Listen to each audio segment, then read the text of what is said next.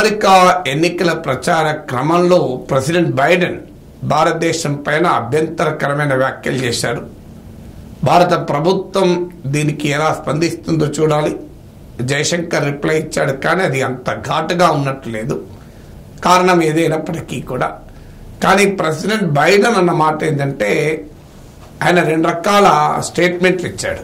ఒకటి, భారతదేశాన్ని Japan, Russia, చైనాలతో కలుపుతూ ఈ దేశాలలో జినోఫోబిక్ అంటే విదేశీయుల పట్ల ఒక వ్యతిరేక భావన, ఏవ్య భావన, ప్రెజుడిస్తో ఉండేటువంటి దేశాలలో భారతదేశాన్ని కూడా కలిపాడు. సందర్భం ఏమిటి అంటే, ట్రంప్కు బైడెన్కు మధ్య ఈ ఇమ్మిగ్రేషన్ విషయంలో అనుసరించే పాలసీ పైన డిఫరెన్సెస్ ఉన్నాయి. సో అమెరికా ఎన్నికల్లో ఇమ్మిగ్రెంట్స్, ఆసియా, ఆఫ్రికా ఇమ్మిగ్రెంట్స్ చాలా కీలక పాత్ర పోషిస్తారు. సో మెక్సికో నుంచి, ఇండియా నుంచి, చైనా నుంచి, ఇలా చాలా దేశాల నుంచి పెద్ద ఎత్తున అమెరికాలో ఉంటారు.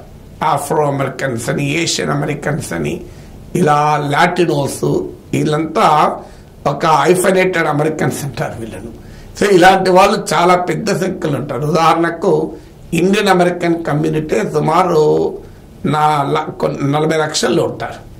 సో అందువల్ల వీరొక కీలక ఓట్ బేస్గా ఉంటారు. అందువల్ల అమెరికా ప్రెసిడెన్షియల్ ఎలక్షన్స్లో వీరి ఓటింగ్ చాయిసెస్ కూడా మోర్ ఇన్ఫ్లుయెన్షియల్. అందులో ఇమిగ్రెంట్ల ప్రత్యేకత, ముఖ్యంగా ఇండియన్ ఇమిగ్రెంట్స్, ఏషియన్ ఇమిగ్రెంట్ ప్రత్యేకత అంటే వీళ్ళు సగటు అమెరికన్ పౌరుని కన్నా బెటర్ పొజిషన్లో ఉంటారు. ఎకనామిక్గా, సోషల్గా ఇన్ఫ్లుయెన్షియల్ పాత్ర పోషిస్తారు. అందువల్ల వివిధ రాజకీయ పార్టీలకు ఫండ్ రైజింగ్లో కూడా ఈ ఇమిగ్రెంట్ పాపులేషన్ కీలకం. సో ఆ ట్రంప్ విధానం ఏంటంటే, తాను అధికారంలోకి వస్తే లీగల్ ఇమిగ్రేషన్, చట్టబద్ధంగా అమెరికాలో స్థిరపడే ప్రక్రియను నియంత్రిస్తాను, అంటే దాన్ని తగ్గిస్తాను. ఇక ఇల్లీగల్గా అమెరికాలో స్థిరపడే దాన్ని పూర్తిగా ఆపేస్తాను అనేది ట్రంప్ విధానం. ట్రంప్ ఏంటంటే ఈ యాంటీ ఇమిగ్రెంట్ విధానంతో ఆయన రాజకీయ నడుపుతుంటాడు. వైట్ అమెరికన్ యాంగర్ అంటే ఈ ఇతర దేశాల నుంచి వచ్చిన వారు మా ఉద్యోగాలు లాక్కెళ్తున్నారు, మా వనరులు తీసుకెళ్తున్నారు, మా సంపద తీసుకెళ్తున్నారని వైట్ అమెరికన్ వర్కింగ్ క్లాస్లో ఈ వ్యతిరేకత ఉంది. బ్లూ కాలర్ వైట్ అమెరికన్స్లో వారిలో ఉన్న యాంగర్ను పొలిటికల్గా తాను ఎక్స్ప్లాయిట్ చేస్తుంటాడు ట్రంప్. అందువల్ల Trump is a very big xenophobic person. అంటే విదేశీ వాళ్ళ పట్ల, విదేశాల నుంచి వచ్చి స్థిరపడే వారి పట్ల ట్రంప్ తీవ్రమైన, కఠినమైన వైఖరి కలిగి ఉంటాడు.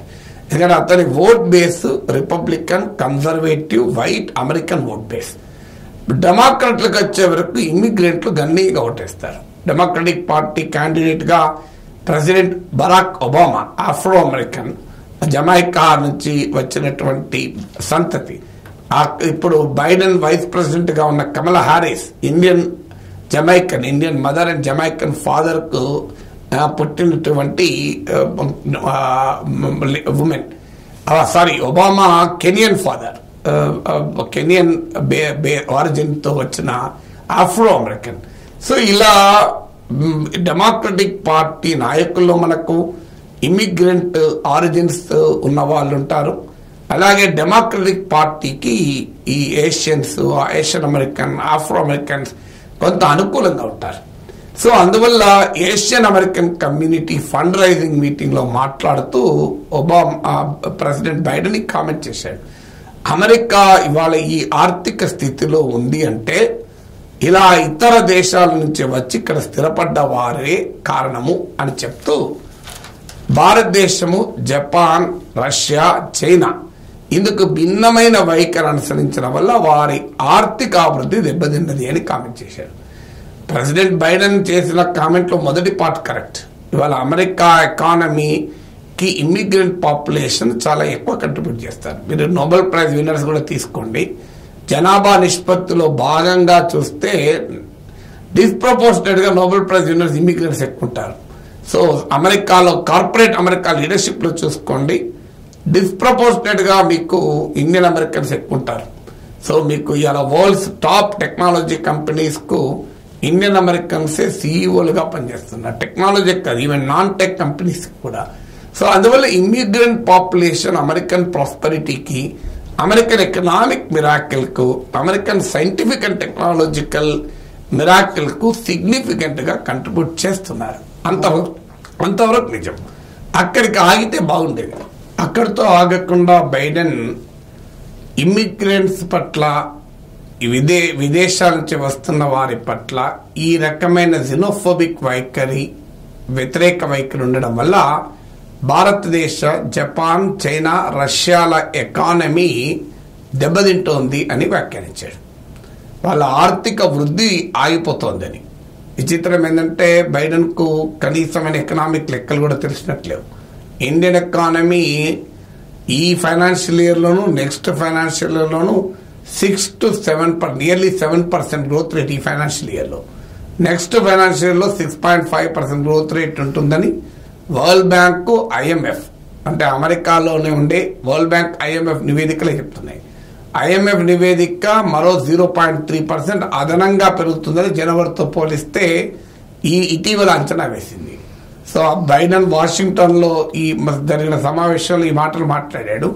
అదే వాషింగ్టన్లోనే ఐఎంఎఫ్ ఉంటుంది, వరల్డ్ బ్యాంక్ ఉంటుంది. సో ప్రపంచ వృద్ధి రేటుతో పోల్చినా, అమెరికా వృద్ధి రేటుతో పోల్చినా India's growth rate is remarkably very high. So అందువల్ల బైడెన్కు కనీసం ఇండియన్ ఎకనామిక్ గ్రోత్ రేట్ లెక్కలు కూడా తెలిసినట్లేదు. సో నిజమే, జపాన్ గ్రోత్ రేటు దెబ్బతింటున్న మాట నిజం, చైనా గ్రోత్ రేట్ దెబ్బతింటున్న మాట నిజం. అందువల్ల బేసిక్ ఎకనామిక్ డేటా కూడా అమెరికా ప్రెసిడెంట్కు తెలియకపోతే తప్పు కాకపోవచ్చు, కానీ తెలియకుండా మాట్లాడడం అయితే ఖచ్చితంగా తప్పే. అది కూడా కనీసమైన డిప్లొమసీ కూడా తెలిసినట్లేదు. చైనా, రష్యా అమెరికాకు వ్యతిరేక దేశాలు, అమెరికా శత్రు దేశాలు. ఇండియా, జపాన్, అమెరికా మిత్ర దేశాలు. ఏ బేసిక్ సెన్స్ ఆఫ్ డిప్లొమసీ ఉన్నా తన శత్రు దేశాలతో కలిపి మిత్ర దేశాలపై వ్యాఖ్యానాలు చేయరు. సో ఆ వ్యాఖ్యానం చేయాల్సిన అవసరం కూడా అక్కడ లేదు. అమెరికా గురించి చెప్పుకొని వదిలేయచ్చు కదా. సో చైనా, రష్యాలతో ఇండియా, జపాన్ కలపడంలో అర్థమేమీ లేదు. భారతదేశంలో విదేశాల నుంచి వచ్చి స్థిరపడే వారి పట్ల అనుసరించే వైఖరి గురించి ఇక్కడ ప్రస్తావించాల్సిన అవసరం కూడా లేదు. అందువల్ల ప్రెసిడెంట్ బైడెన్ అమెరికా అధ్యక్షుడిగా మళ్లీ పోటీ చేస్తూ ఇలాంటి అభ్యంతరకరమైన వ్యాఖ్యలు చేయడం ఆయనకు ఇండియన్ అమెరికన్ ఓట్లు కూడా తెచ్చిపెడతాయా అనేది కూడా question mark. Sense of political strategy అయినా ఉండాలి కదా అట్లీస్ట్. సో ఎకనామిక్ లెక్కలు తెలియదు, డిప్లొమసీ అర్థం కాదు, కనీసం పాలిటిక్స్ అని అర్థం కాదు. ఎన్నికల్లో పోటీ చేసేటప్పుడు భారతదేశాన్ని తిడితే భారతీయ అమెరికన్లు ఓట్లు ఇస్తారా? చైనాను తిడితే చైనీస్ ఆరిజిన్ అమెరికన్లు ఓటేస్తారా? చైనాను తిడితే ఏమైనా చైనీస్ ఆరిజిన్ అమెరికన్లు ఓట్లేస్తే ఇచ్చేమో, కానీ ఇండియన్ అమెరికన్ డయాస్పరా ఇప్పటికీ భారతదేశం పట్ల గౌరవంతో, భారతదేశం పట్ల అభిమానంతో ఉండేటువంటి community Indian American community. So అలాంటి మా కంట్రీని తిడితే, మా ఆరిజిన్ ఆఫ్ కంట్రీని తిడితే మేము ఎట్లా ఓట్లేస్తామని వాళ్ళు అనొచ్చు కదా. సో అందువల్ల బైడెన్ తనకు అనుకూలంగా ఉండే ఒక బిగ్ పొలిటికల్ కాన్స్టిట్యున్సీని దృష్టిలో పెట్టుకుని కూడా ఈ వ్యాఖ్యలు చేయకూడదు.